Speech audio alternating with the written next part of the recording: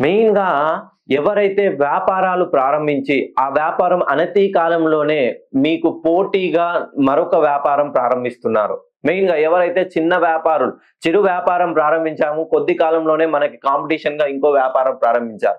ఆ వ్యాపారం ప్రారంభించిన తర్వాత మనకు రావాల్సిన డెవలప్‌మెంట్ అనేది రోజు రోజుగా కొద్దిగా తగ్గిపోతుంది. ఉదాహరణకి ఎలా చెప్పాలనంటే, మనం ఒక తార్ రోడ్డు పైన ఒక 6 నెలలు ట్రావెల్ చేయండి. తర్వాత ఒక సీసీ రోడ్డు పైన ట్రావెల్ చేయండి. తర్వాత ఒక మట్టి రోడ్డు పైన ట్రావెల్ చేయండి. ఎలా ఉంటుంది? మన స్పీడ్ అనేది తార్ రోడ్డు మీద ఉన్నప్పుడు గంటకి 100 కిలోమీటర్ల వేగంతో వెళ్తాం. అదే సీసీ రోడ్డుకొచ్చేసరికి గంటకు 60 కిలోమీటర్లు అవుతుంది.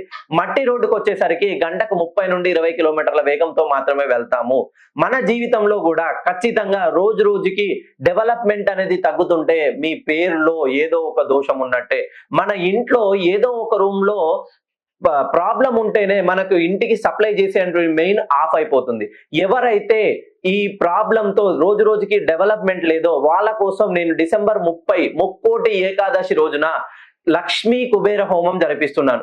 ఎవరైతే దంపతులు మీ పేరు గోత్రనామాలు పంపిస్తే నేను పండితుల సమక్షంలో యాగశాల దగ్గర లక్ష్మీ కుబేర హోమం జరిపించి మీకు యాగ ప్రసాదాన్ని మీకు అందేలా నేను చేస్తాను.